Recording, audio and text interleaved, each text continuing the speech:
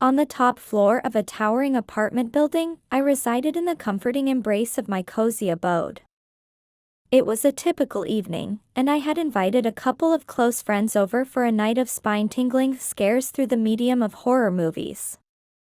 Little did we know that our evening would take a dramatic turn as the night unfurled. As the hours ticked by, the atmosphere within my apartment was filled with the eerie tension conjured by the scary films we indulged in. But there was another, more unwelcome, soundtrack that began to infiltrate our space. A faint murmur of music slowly crept into our ears, gradually growing louder and more insistent. It emanated from beyond the walls of my apartment, as if the very air was vibrating with the rhythmic beat. We exchanged puzzled glances, curiosity piqued. Our bewilderment transformed into realization as the source of the relentless music became apparent. Our next-door neighbors were hosting an exuberant Halloween bash on their rooftop. The cacophony was staggering, and the sheer number of partygoers, at least 50 to 60 strong, was staggering. Their revelry knew no bounds as top 40 hits reverberated relentlessly into the night, impervious even to the highest volume setting on my television. The cheers and laughter of the jubilant crowd seemed endless, like an unyielding chorus celebrating the witching hour. Midnight came and went, yet the raucous party showed no signs of abating. It was as if the night itself was ensnared in their festivities, and the very walls between our apartments had dissolved. While I wholeheartedly supported the spirit of celebration, I couldn't help but feel that a certain level of decorum should prevail beyond a certain hour. After all, it's one thing to enjoy a Halloween party, but it's another to keep the entire block awake, serenaded by the dulcet tones of Doja Cat. As I pondered how to restore some semblance of tranquility to the night, a memory stirred within me: the water guns. I had procured them from Amazon during the sweltering heat of a particularly brutal summer week, but they had languished in the depths of my closet for the past few months, forgotten and unused. The weather forecast, however, had predicted scattered showers, and it seemed that fate itself had bestowed upon me the perfect instrument to bring about an unforeseen twist to this chaotic soiree. Embracing the trick half of the trick-or-treat spirit, my 3 intrepid friends and I embarked on a mission. We armed ourselves with the water guns, filling them to the brim with icy cold water. Donning our coats to shield us from the biting chill of the night, we ascended to the rooftop, ready to unleash our aquatic ambush. With military precision, we positioned ourselves at 2 strategic angles above the unsuspecting revelers below. The atmosphere crackled with anticipation, and then, in a synchronized assault, we pulled the triggers, releasing torrents of frigid water upon the unsuspecting guests. Laughter and cheers quickly transformed into startled shrieks and expressions of pure terror as the unexpected deluge cascaded down from the heavens, or rather, from my rooftop. As I pumped the water gun, sending blast after blast of cold water into the night, it felt as though I was expelling all the pent-up frustration from years of enduring noisy neighbors in New York City, whose music had often kept me awake until the early hours. With our mission accomplished, we retreated indoors, our cheeks flushed with victory. Peering out the window, we observed a few hastily donned raincoats and an umbrella making their appearance. However, after about 15 minutes, the once boisterous party had fizzled out, and blessed silence descended as the music was mercifully turned off. Later, while I was in the bathroom, which had a window facing their rooftop, I overheard a heated debate echoing through the night air. The partygoers engaged in fervent discussion, desperately trying to ascertain whether the unanticipated downpour had been the result of rain or a mischievous assailant with water guns on a neighboring rooftop. One person adamantly swore they had seen shadowy figures and heard laughter, while the other 2 vehemently argued that it was merely rain, as the forecast had predicted. The mystery remained unresolved, and the truth of that Halloween night would forever be cloaked in uncertainty. My mother possessed an extraordinary skill when it came to gardening, whether it was tending to native plants or nurturing ornamental ones. It was no surprise when she secured a position at a local nursery, a job that she adored and excelled at. However, amidst the vibrant blossoms and fragrant greenery, there loomed a rather thorny issue: the owner of the nursery. We lived in a quaint southern town, and the owner was a prominent local businesswoman who managed both the nursery and a restaurant. Her family's wealth and her father's influence had solidified her status in the area. But beneath the surface, she was known for her unpredictable temperament. One day, she would don the facade of syrupy sweetness, the kind that would prompt her to utter those infamous "bless your heart" phrases. The very next day, she'd transform into a tempest of fury, hurling insults and objects, wreaking havoc upon her surroundings and the products within the nursery. I couldn't help but wish my mother had recorded her discussions about the illegal overtime practices that ran rampant in the establishment, as the owner insisted employees put those extra hours on the next timesheet. It was a situation teetering on the edge of chaos, and these incidents were just the tip of the iceberg.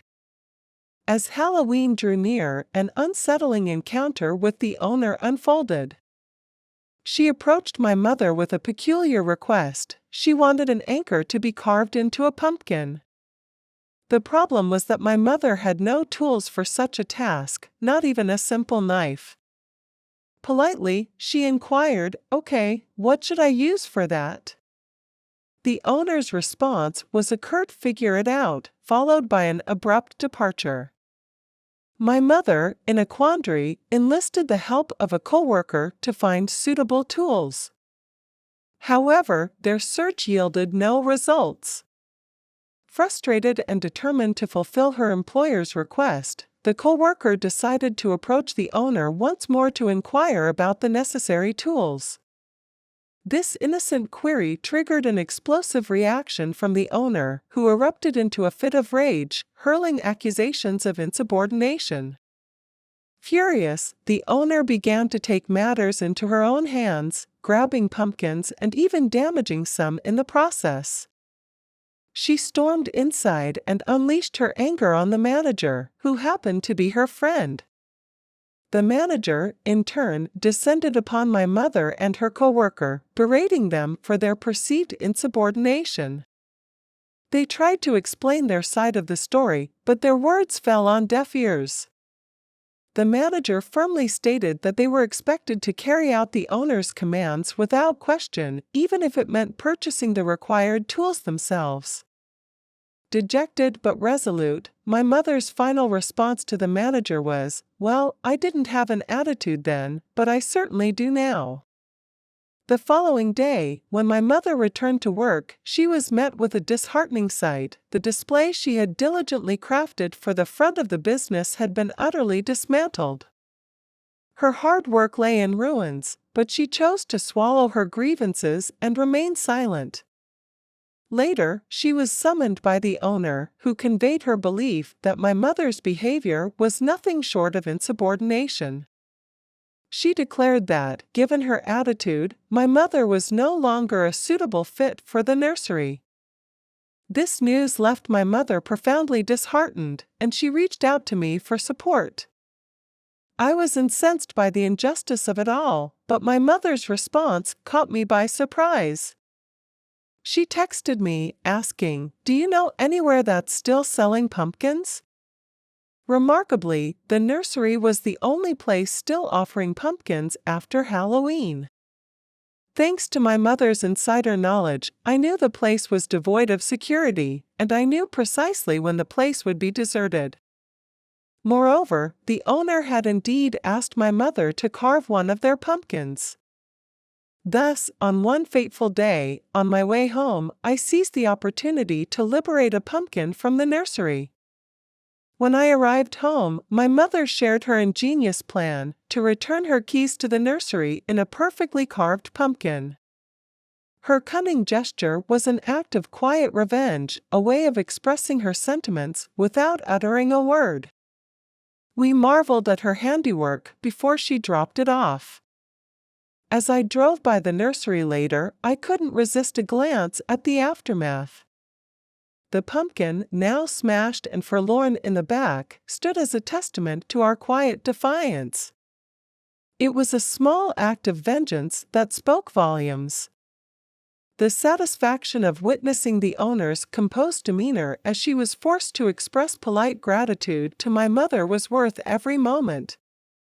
It was a fleeting victory, but it carried a profound message, one that would linger in the air long after the pumpkin had been reduced to shards. In the late 1990s, I found myself working for a company specializing in building and distributing computers in bulk to large businesses. This remarkable tale unfolds within the confines of a company that originally hailed from China but had expanded its operations to Milpitas, California. The company, which we'll affectionately refer to as Dupercom, boasted satellite offices scattered across the United States. My role was that of the lead technician and computer assembler, stationed at one of their South Texas branches. With a team of roughly 20 individuals, our operation was relatively small yet tightly knit.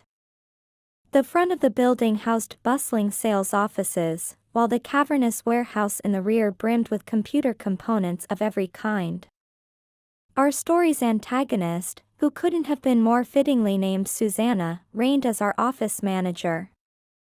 Susanna embodied the archetypal Karen figure, a petty tyrant who aspired to dominate our workplace with an iron fist. Her demeanor was nothing short of acrimonious, an emotional landscape mirroring that of a self-absorbed, jealous middle schooler. She derived great pleasure from exerting control over others, and her presence was a source of collective disdain among our office's denizens. One illustrative instance of Susanna's pettiness occurred when her secretary requested the construction of a new computer for her home. The very next day, Susanna waltzed into our tech department, demanding information on the computer we had built for her subordinate. Her motivation? To order a more powerful one for herself, rationalizing that it was unacceptable for her underling to possess superior computing power. This audacious act of comparison was just one of many examples showcasing Susanna's immaturity. We, however, refused to disclose such information due to customer privacy regulations. Undeterred, Susanna clandestinely accessed the invoices herself, leveraging her privileged access rights. Subsequently, she insisted that we craft a superior machine for her, complete with a better processor, more memory, and a larger hard drive. What's more, she appropriated the computer for her personal use and charged it to the company, bypassing any semblance of personal responsibility. A second episode of her pettiness involved me personally. As the manager of the tech department, my responsibilities included attending presentations by hardware vendors who hoped to secure bulk contracts with us. They knew that if we chose their products, orders would come pouring in by the thousands. On the day these vendors were set to present their products, Susanna abruptly ordered me to assist the warehouse manager with stock duties, a clear violation of my duty to attend the presentation. I stood my ground, informing her that my presence was imperative at the meeting. Unfazed, she demanded, right in front of the entire office and the vendors themselves, that I comply and work in the warehouse like an assistant. I declined, leading to a heated confrontation in which she aimed to assert her dominance by belittling me. In a surprising turn of events, I calmly exited the room, grabbed the phone, and contacted the regional manager, putting him on speakerphone. He unequivocally declared that I must attend the presentation, defusing the situation but leaving Susanna fuming. Nonetheless, she persisted in her efforts to undermine me and Robert, the sales manager. She stooped to absurd lengths, such as turning on computer monitors in the tech room after my departure, then berating me the following day for forgetting to turn them off and wasting electricity. She even resorted to falsifying sales reports to tarnish Robert and his team's reputation, causing misery for everyone in the office. In response to Susanna's tyranny, the office collectively devised a plan for revenge. We had observed her tendency to sweep missing inventory items under the rug during quarterly warehouse inventory reports. Rather than investigating, she habitually zeroed out these discrepancies in the system, eliminating any trace of missing items to protect her performance metrics. About a week before the next quarterly inventory report, we discreetly concealed 2 crates, equating to 60 units, of video cards. As expected, Susanna zeroed out these missing units, blissfully ignorant of the impending reckoning. The warehouse manager, wise to her actions, printed 2 sets of inventory reports, one of which he kept for himself. He then presented the reports to Susanna before contacting the regional manager to express concerns over missing inventory items. True to form, Susanna zeroed out the missing units and presented the sanitized reports to the regional manager, feigning competence. However, this time, the warehouse manager revealed the authentic reports to the regional manager privately, exposing Susanna's dubious activities. In the end, Susanna's fate was sealed within minutes of the revelation. The regional manager promptly terminated her employment. The entire office watched in euphoric silence as Susanna packed her belongings and embarked on the walk of shame to her car. As she exited through the office doors, her disgrace was met with a resounding cheer from the staff, a celebratory chorus that reached her ears despite the glass separating her from the jubilation. Tears of embarrassment and fury streamed down her face as she absorbed the unanimous verdict of her co-workers. Helen, Susanna's kind-hearted assistant, ascended to the position of office manager, bringing an era of greater harmony and productivity to the workplace.